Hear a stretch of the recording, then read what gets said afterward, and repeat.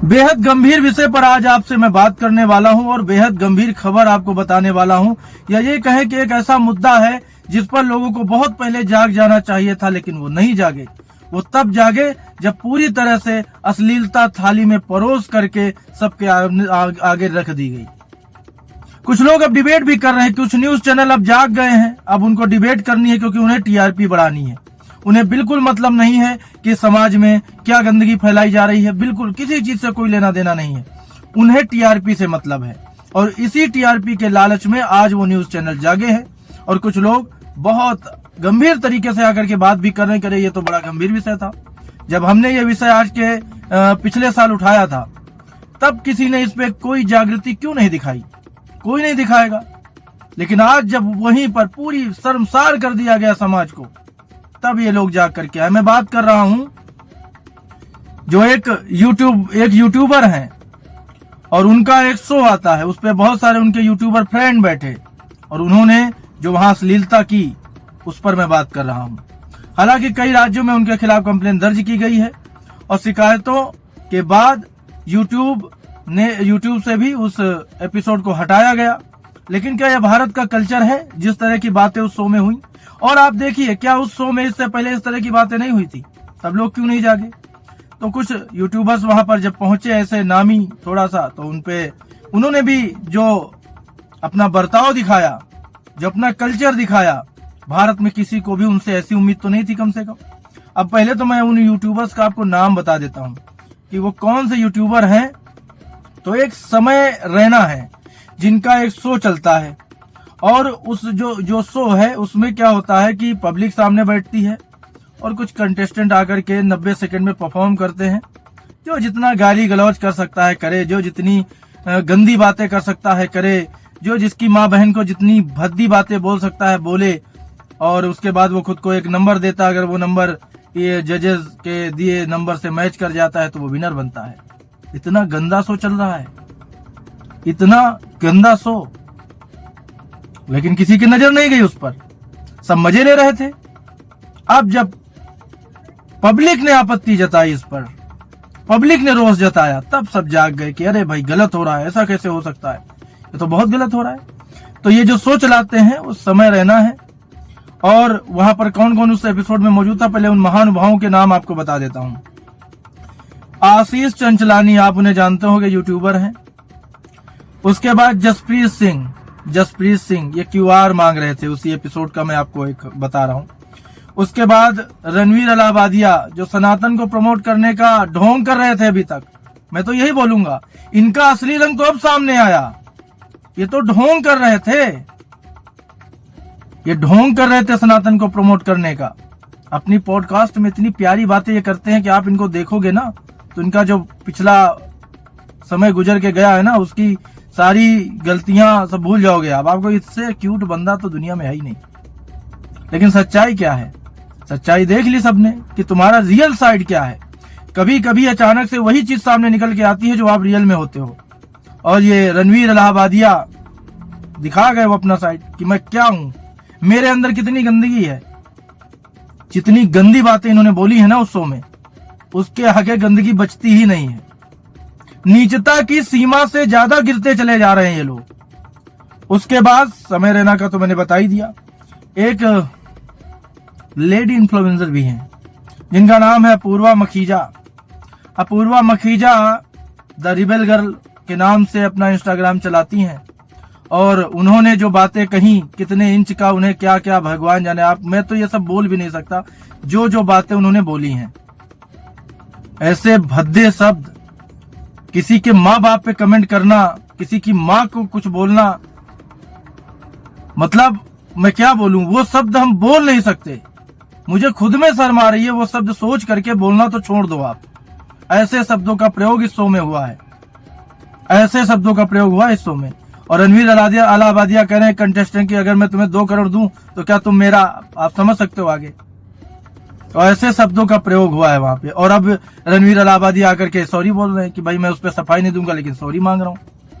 बोलने से पहले सोचो यार, करोड़ों लोग आपको फॉलो करते हैं, आपकी अच्छाई देखना चाहते हैं। आप चाहो तो उस चीज को अच्छे वे में पेश कर सकते हो, कुछ अच्छे कंटेंट दे सकते हो आप उन्हें।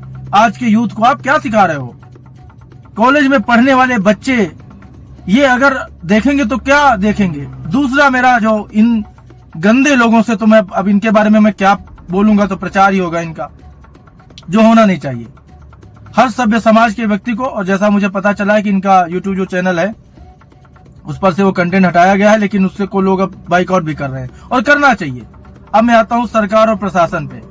आप लोग किस चीज का इंतजार कर रहे थे भाई? आप लोग किस चीज का इंतजार कर रहे थे? क्या एक छोटी सी बात है, एक छोटी सी बात मैं आपको बताता हूं कि अगर कोई भी चीज, कोई भी प्रोडक्ट किसी फैक्ट्री में बनता है ना, तो उसके लिए भी उसकी जांच करने के लिए एक डिपार्टमेंट होता है। यहां तक कि ट्राई है, यहां तक कि आप ये समझ लो कि अगर टीवी पर कुछ आता है या कोई फिल्म बनती है, उसे पास होने में कितना समय लग जाता है।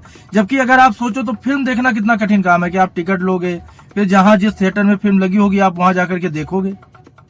लेकिन ये कंटेंट जो है, इस पे आप क्या कहोगे? आप बताओ।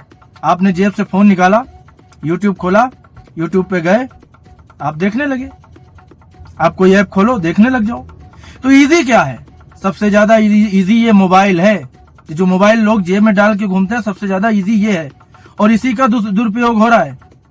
तो इस पर तो और बड़े सेंसर होने चाहिए। कितने ओटीटी प्लेटफॉर्म थे। एकता कपूर जो कितने संस्कारी शोज बनाती हैं, उन्होंने कितने वाहियात शो भी बनाए हैं, कहने में कोई गुरेज नहीं है मुझे। कितने गंदे गंदे शोज बनाए। उनका ऐप था, एक है या था, जो भी हो। कैसी कैसी सीरीज उस पे आती थी। कितना आसान है, मोबाइल निकालो, देख लो। तो कहां पे कार्रवाई होनी चाहिए? सेंसर्स कहां पे होने चाहिए? एक फिल्म बनती है, वहां पे आप एकदम सेंसर्स लगा देते हो, ये सीन नहीं होना चाहिए, वो सीन नहीं होना चाहिए, ऐसा नहीं वैसा नहीं। लेकिन जो ये गंदगी परोसी जा रही है, इस पर कौन सेंसर लगाएगा? इस पे कोई सेंसर्स नहीं है। होना चाहिए कि नहीं होना चाहिए? अब मैं यूट्यूब कम्युनिटी पे आता हूं। देखो, मेरा खुद का एक हमारा न्यूज चैनल है, एक नहीं कई है, और यूट्यूब पर भी उनके चैनल चलते हैं न्यूज के लिए। तो कोई भी किसी भी तरह का अगर सेंसिटिव वीडियो या सेंसिटिव न्यूज हम लोग जब अपलोड करते हैं यूट्यूब के ऊपर, तो कम्युनिटी का गाइडलाइन और उसका मेल आ जाता है हमें कि भाई ये सेंसिटिव वीडियो है, इसे हम चला नहीं सकते। तो क्या ये वीडियो सेंसिटिव नहीं है? क्या ये वीडियो बहुत अच्छे हैं, देखने वाले हैं? इनमें आपका गाइडलाइन आया कहीं? आपने रोक लगाई? नहीं लगाई। तो यूट्यूब के ऊपर भी हम ये सरकार से मांग करते हैं कि यूट्यूब के ऊपर भी कुछ सख्त एक्शन होना चाहिए, और कुछ ऐसा सिस्टम बनना चाहिए कि इस तरह के कारनामे दोबारा ना हो, इस तरह के काम दोबारा न हो। कुछ सख्त गाइडलाइन इनके खिलाफ भी बननी चाहिए। अब आपको हम इस केस से जुड़ी कुछ जानकारियां बता देते हैं पहले, फिर इस पर बात करेंगे। तो मुंबई पुलिस जो है समय रैना और रणवीर अलाहाबादिया से पूछताछ भी करेगी। यूट्यूब से भी हटा दिया गया है इंडियाज गॉट लेटेंट का वो विवादित वीडियो। लेकिन मेरा फिर यही सवाल है कि क्या केवल इतना करने से ये सारी समस्याएं दूर होने वाली हैं? क्या इन पर कठोर कदम होना चाहिए कि नहीं होना? जितने भी मोबाइल ऐप हैं जिन पर आप कंटेंट देखते हो, देख सकते हो, उन पर कुछ कठोर नियम बनने ही चाहिए। इसके अलावा दूसरा कोई रास्ता मुझे नजर नहीं आ रहा है, और इस पर सरकार को गंभीर कदम उठाना ही चाहिए, उठाना ही पड़ेगा हमारे यूथ के भविष्य के लिए। इतनी गंदगी नहीं यार कोई देख पाएगा। ये कॉमेडी है, इसे कोई कैसे कॉमेडी के नाम पे ले सकता है? ये काले पर्दे लगा के डार्क कॉमेडी के नाम पे आप अश्लीलता बेच रहे हो। आपसे अच्छे तो पोर्न स्टार हैं, कम से कम वो बताते तो हैं कि हम अंदर क्या दिखाने वाले हैं आपको। आपकी मर्जी है, आप देखो या ना देखो। यहाँ तो आप कॉमेडी के नाम पे अंदर क्या दिखा रहे हो? चलो पहले आपको इसकी थोड़ी जानकारी दे देता हूँ। तो जो ये इंडियाज गॉट लेटेंट में यूट्यूबर रणवीर अलाहाबादिया के आपत्तिजनक बयान के बाद विवाद लगातार बढ़ता जा रहा है। इस बीच यूट्यूब ने वीडियो को हटा लिया है। केस दर्ज होने के बाद मुंबई पुलिस ने समय रैना और रणवीर अलाहाबादिया से संपर्क भी किया। पुलिस ने दोनों को जांच अधिकारियों के सामने उपस्थित होकर सहयोग करने और मामले में अपना पक्ष रखने के लिए कहा है। दरअसल national human rights commission NHRC ने यूट्यूब को पत्र लिखकर इस एपिसोड को प्लेटफॉर्म से हटाने की मांग की थी। हालांकि इस मामले में रणवीर अलाहाबादिया माफी भी मांग चुके हैं। लेकिन आप बताओ, मैं फिर वही बोलता हूँ, क्या इस माफी का कोई मतलब बनता है? क्या बिल्कुल नहीं बनता। NHRC के अध्यक्ष प्रियंक कानूनगो ने बताया कि यूट्यूब को भेजी गई शिकायत में शो के जरिए नकारात्मक भेदभाव, धार्मिक और सांस्कृतिक असहिष्णुता और महिलाओं बच्चों के प्रति अपमानजनक और अश्लील बातों के प्रसारण को लेकर गंभीर चिंताएं जताई गई। इसके अलावा आरोप लगा गया था कि अभिव्यक्ति की स्वतंत्रता के नाम पर शो को अश्लील और गंदी सामग्री प्रसारित करता है और भ्रामक संदेश फैलाकर समाज में गलत मानसिकता को बढ़ावा देता है। India got talent stand up comedian समय रैना का जो शो है जिस पर विवाद हो रहा है, यह एपिसोड 8 फरवरी को यूट्यूब पर रिलीज किया गया था। इस शो में बोल्ड कॉमेडी कंटेंट होता है। इस शो के दुनिया भर में 73 लाख से ज्यादा सब्सक्राइबर हैं। इस शो में पेरेंट्स और महिलाओं को लेकर ऐसी बातें कही गई जिनका जिक्र दैनिक जीवन में कोई नहीं करना चाहता। ये फिर वही चीजें आती हैं कि बॉम्बे हाई कोर्ट के एडवोकेट आशीष राय की शिकायत के बाद मुंबई के खार थाने में रणबीर अलाहाबादिया, इन्फ्लुएंसर अपूर्वा मखीजा, कॉमेडियन समय रैना और शो इंडिया गॉट टैलेंट के ऑर्गेनाइजर के खिलाफ एफआईआर दर्ज हुई। वहीं असम में भी एफआईआर कराई गई है। भोपाल में भी हिंदू संगठन संस्कृति बचाओ मंच ने वायरल वीडियो पर प्रतिक्रिया दी है। उन्होंने रणबीर अलाहाबादिया और समय रैना भोपाल न आने की उन्होंने उनको चेतावनी भी दे डाली। लेकिन इस पर मैं आप सभी की राय जानना चाहता हूँ। आप लोग इस पर क्या सोचते हो और आप लोग इस पर क्या बताना चाहते हो, कमेंट में बताइएगा जरूर। लेकिन सोचने की बात है कि ये अश्लीलता जो फैलाई जा रही है, जो प्रसारित की जा रही है, ये हमारे समाज को कहाँ लेकर के जाएगा। और उसके बावजूद इतनी लापरवाही कैसे कि इन सब चीजों पे कोई ध्यान नहीं देता। हमने पहले भी इस पे आवाज उठाई थी, लेकिन शायद हो सकता है लोगों ने इसे बड़ा लाइटली लिया हो। लेकिन आप सोचो कि माँ बाप के बीच के रिलेशन को लेके, प्राइवेट पार्ट्स को लेके, मतलब आप सोचो ना कि अश्लीलता की सारी लिमिट पार हो गई है। क्या नहीं बोला गया इस शो में, क्या नहीं बोला गया। 2 करोड़ देके क्या करने के लिए बोला जा रहा है आप सोचो। खुलेआम धज्जियां उड़ा रहे हैं और बोलते हैं कि हम सनातन को प्रमोट करते हैं। ये इनकी सच्चाई है, असलियत ये है जो आई है निकल करके। बाकी तो दिखावा तो दुनिया कर रही है।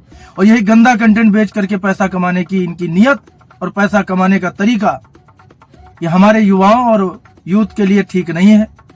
मेरी तो यही मांग है कि सबसे पहले तो एक्शन ये हो कि इनके ये जो चैनल्स हैं जिन पर, और यही नहीं जितने भी ऐसे चैनल्स हैं जिन पर इस तरह की कॉमेडी होती है, गाली गलौज होता है, उन सब पर प्रतिबंध तुरंत लगा दिया जाए सरकार के द्वारा। और यूट्यूब को हिदायत दी जाए कि ऐसी चीजों को वो बिल्कुल भी अपलोड न होने दे, ऐसी चीजों का टेलीकास्ट न होने दे। तो ये बड़ा गंभीर विषय है। इसको बड़े हल्के में ले सकता है कोई, कह रहे ठीक है जिसकी मर्जी होगी देखेगा, स्वतंत्रता। अरे कैसी स्वतंत्रता। इस तरह से तो फिर किसी को मारने के भी वीडियो लाइव चलाने लगेगा कोई उस पे यूट्यूब के ऊपर, फिर बचेगा क्या। फिर सेंसर किस बात का है। मेरे 2 सवाल हैं। एक फिल्म बनती है जिसे लोग थिएटर में जाके देखते हैं, उसके लिए सेंसर्स हैं, ये वो, ये होना चाहिए, वो होना चाहिए, ये कटेगा, वो कटेगा। और ऐसी एक चीज है जो हमारी जेब में पड़ी है, बस निकालो और देखने लग जाओ, तो उस पर सेंसर्स होने चाहिए कि नहीं? बिल्कुल होने चाहिए। और उस सेंसर से ज्यादा गंभीर सेंसर्स होने चाहिए। ऐसे ही इस तरह की चीजें कोई न डाले। इसी बड़ी खबर के साथ आज मैं यहीं पर रोक रहा हूं शो को, और इस पर जो आगे अपडेट होगी मैं आपको बताऊंगा। हमारा चैनल इस पे कवरेज कर रहा है लगातार। तो आज की बड़ी खबर यहीं तक। हमारी मुलाकात आपसे होगी जल्द। तब तक आप देखते रहिए इम्पैक्ट भारत टीवी।